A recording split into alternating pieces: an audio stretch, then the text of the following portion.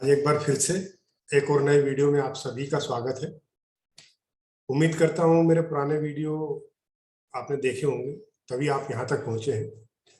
और आज के इस वीडियो में जो हम बात करने वाले, जो पढ़ने वाले हैं, वो केस बुक का अगला पार्ट है, ट्रिपल कॉलम केस बुक, या जिसको 3 कॉलम केस बुक बोलते हैं, या इसको हम एक शब्द और बोल सकते हैं, त्रिस्तंभीय केस बुक ना रोकड़ भाई। तो ये ट्रिपल कॉलम केस बुक क्यों जरूरी है? तो इसका रखने का जो मेन उद्देश्य वो ये है कि अकाउंट के अंतर्गत जो लेखा रखा जाता है दुकान के अंदर, उसके अंतर्गत बुक्स कम से कम हो। तो इस ट्रिपल कॉलम केस बुक में 3 चीजें एक साथ कवर हो जाती हैं, इसलिए एक ही सिंगल बुक में इसका काम हो जाता है। हमने पिछले वीडियो में जो हमारे पढ़े case book, simple case book पढ़ी हमने।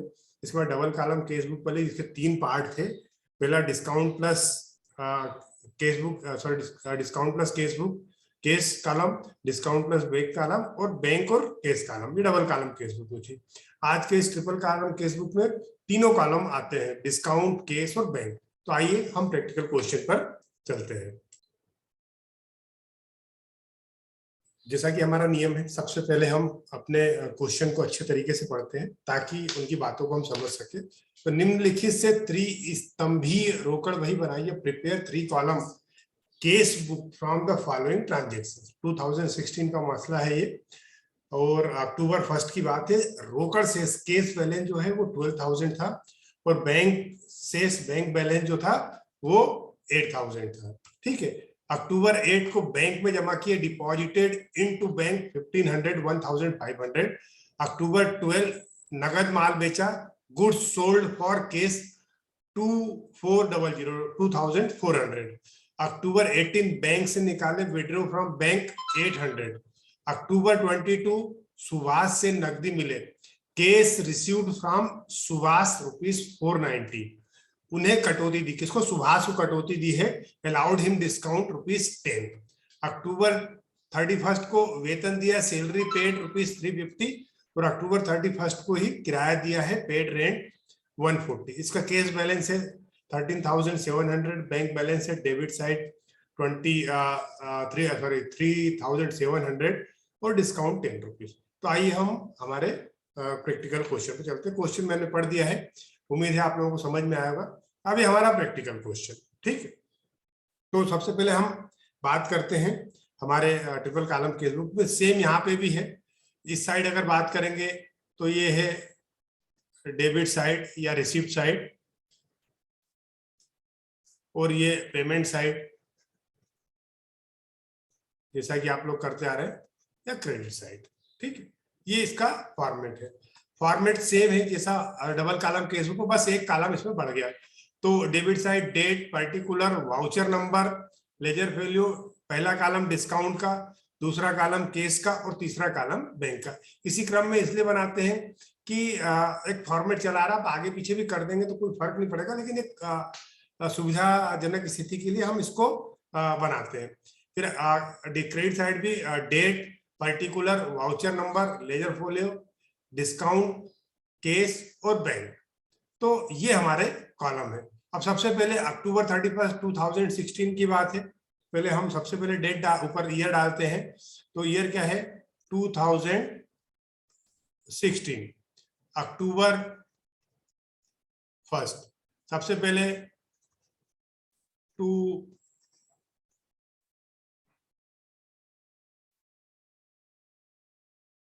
बैलेंस वीडी, रोकड़ शेष कितना? 12,000। तो रोकड़ शेष केस के काला, रोकड़ शेष लिखा मतलब केस, तो 12,000 इस कॉलम में लिखेंगे। और बैंक शेष, बैंक शेष में ये नहीं दिया डेबिट क्रेडिट क्या कैसा आदि, तो फिर ये मान के चलेंगे कि डेबिट साइड का बैलेंस करें। तो बैंक का 8,000, ये होगी हमारी पहली एंट्री। ठीक, बैंक में जमा की, बैंक में जमा किए, तो बैंक में पैसा आया, रिसिप्ट हुआ, तो कब है? अक्टूबर 8। टू पैसा जमा किया तो कहां से आया? नगद आया, तो टू कैश अकाउंट। कहां आया? बैंक में जमा किया, तो बैंक में बढ़ गया, रिसिप्ट किसको हुआ? बैंक को। अब चूंकि मसला ये है कि ये केस और बैंक दोनों एंट्री को इफेक्ट कर रहा है। किसको? अब समझिए, बैंक में जमा किया तो जनरल एंट्री क्या होती है इसकी? बैंक अकाउंट देखिए, जनरल एंट्री क्या होती है इसकी? आप जब भी बैंक में पैसा जमा करेंगे तो bank account debit to cash account, ठीक है। तो ये बैंक को भी इफेक्ट कर रहा है और केस को भी इफेक्ट कर रहा है। तो इसका मतलब है कि अगर अलग अलग बुक होती तो अलग अलग एंट्री होती, पर अगर बुक एक ही है तो एक ही बुक में डबल एंट्री करना पड़ेगी। इस एंट्री को कॉन्ट्रा एंट्री कहते हैं। तो ठीक है, तो इसके आगे सबसे पहले हम यहां लिखेंगे, क्या लिखेंगे? कॉन्ट्रा, सी लिख देंगे। क्या लिख देंगे? सी। अब इसकी एंट्री अपोजिट साइड होगी तो यहां भी हम सी लिखेंगे, ठीक है। डेट डालेंगे अक्टूबर 8। कॉन्ट्रा एंट्री क्यों की जाती है? क्योंकि इससे पता चल जाए कि ये एंट्री कहां से आई, बाय बैंक अकाउंट। इधर केस तो इधर बैंक लिखना पड़ेगा। इधर बैंक के कॉलम में लिख दिया है, बैंक बढ़ गया तो इधर केस कम हो जाएगा। क्या हो जाएगा? केस कम हो जाएगा, पेमेंट होगा। केस से पेमेंट चला गया, कम हो गया, बैंक में बढ़ गया। तो कॉन्ट्रा एंट्री का सीधा सा मतलब है कि इस एंट्री का डबल इफेक्ट हुआ है। नगद माल बेचा, नगद माल बेचने से क्या होगा? पैसा आएगा रिसीप्ट साइड। तो क्या लिखेंगे? डेट सबसे पहले अक्टूबर 12। क्यों आया पैसा? माल बेचा। टू सेल्स अकाउंट, कितने का माल बेचा? 2400, 2400। बैंक से निकाले, ये हो गया। बैंक से निकाले 800। अब बैंक से निकालने का मतलब है कि केस बढ़ गया। तो केस बढ़ गया तो रिसिप्ट किसको हुआ? केस को प्राप्त हुआ। केस में प्लस हो गया तो हमारा अक्टूबर 18। क्यों प्लस हो गया? क्योंकि बैंक से निकाला। तो टू बैंक अकाउंट, कहां प्लस हुआ? केस में। तो 800। अब ये भी चूंकि केस और बैंक दोनों इफेक्ट हो रहे हैं तो ये भी कॉन्ट्रा एंट्री होगी। क्या होगी? Contra entry. तो इस तरफ इसकी एंट्री करना पड़ेगी। क्या हो जाएगी? अक्टूबर 18 बाय केस अकाउंट। बैंक कम हो गया। क्यों कम हो गया? क्योंकि केस निकाल लिए। कितने निकाल लिए? 800। इसकी एंट्री समझ लीजिए क्या होती है, जस्ट इसके अपोजिट एंट्री हो जाएगी। Cash account debit to bank account, cash account debit to bank, ये इसकी एंट्री हो जाती है। इसलिए ये कॉन्ट्रा एंट्री। तो यहां भी हमको सी लिखना होगा।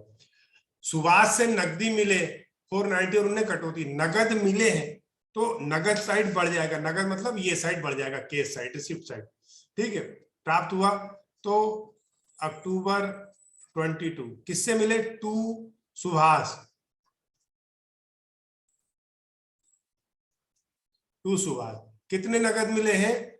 490 और उन्हें कटौती दी। Allowed him discount 10 rupees. तो डिस्काउंट के कॉलम में 10 रुपीज इसके सामने आ जाएगा। डिस्काउंट के कॉलम में 10 रुपीज इसके सामने आ जाएगा।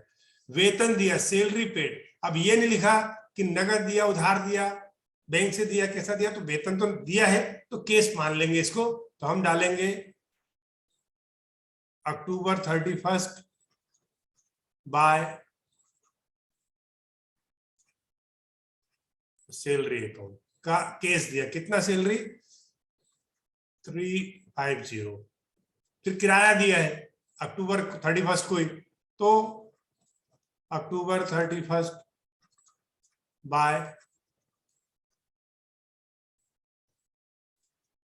Rent account. कितना किराया दिया है?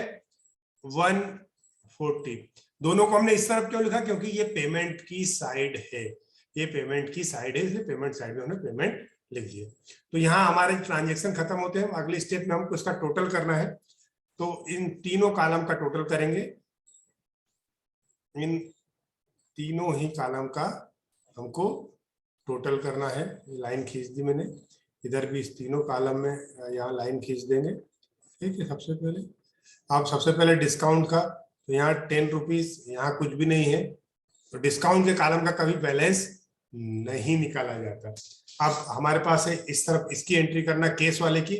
सबसे पहले 12,000 plus 2400 plus 800 plus 490 is equal to 15,000। कितना? 15,000 690 इस तरफ का टोटल आया। अब इस तरफ का टोटल करना है हमको, तो इस तरफ का टोटल में 1500 plus 350 plus 140 is equal to 990। अब इसमें से इसको घटाना है हमको, इसमें से 1569 में से माइनस करेंगे तो 007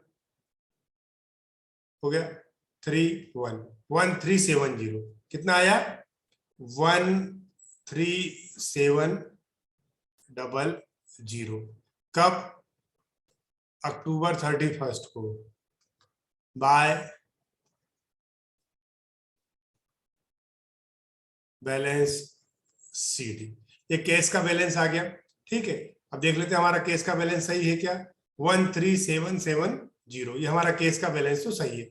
अब बैंक का बैलेंस निकालने के लिए ये एक बार देख लेना आप लोग कि एक अंदाजे से इधर का टोटल ज्यादा आ रहा है या इधर का। तो इसमें देखेंगे इधर का टोटल ज्यादा आ रहा है, तो 8000 प्लस 1500, तो इसका टोटल करेंगे तो ये टोटल हो जाएगा 9500। कितना हो जाएगा 9500।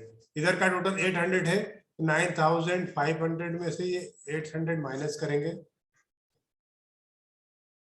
तो 6 और 8 सॉरी 8700 देख ले हमारा आंसर आ रहा है क्या 8700। कुछ गड़बड़ की हमने, 5000 की कहाँ गड़बड़ हो गई हमारे पास, क्या एंट्री छूट गई हमारी, कोई ऐसी एंट्री तो छूटी नहीं। तो या तो ये आंसर में यहाँ गलती होगा, डेबिट बैलेंस 8700 ही होना चाहिए, क्योंकि इसके अलावा कोई एंट्री है नहीं यहाँ पे, इसके अलावा कोई एंट्री यहाँ पर है नहीं। तो इसका मतलब है कि ये और कोई अगर एंट्री इसमें देख लें कि कुछ ऐसा तो नहीं कि छूट गया हो, हमने कोई ट्रांजेक्शन छोड़ दिया, 8000 हो गया, deposit in bank 15000, good sold case, withdrawal from bank 800, नहीं कोई एंट्री नहीं छूटी। इसका मतलब आंसर में कहीं ना कहीं गलती है। तो 8700 कितना आएगा 8700। चलिए तो ये बैलेंस हो गया इसका टोटल कर देंगे 15690 और ये 9500 ये हो गया। इस तरफ अब अक्टूबर के बाद नवंबर 1 टू बैलेंस बीडी। डिस्काउंट का बैलेंस कोई निकालते नहीं, तो केस का बैलेंस कितना है 13700 और 8700। ठीक है, ये हमारा आंसर हो गया। तो उम्मीद करता हूं ट्रिपल कॉलम केस बुक का कॉन्सेप्ट और क्यों बनाई जाती है ये दोनों चीजें आपको समझ में आई होंगी।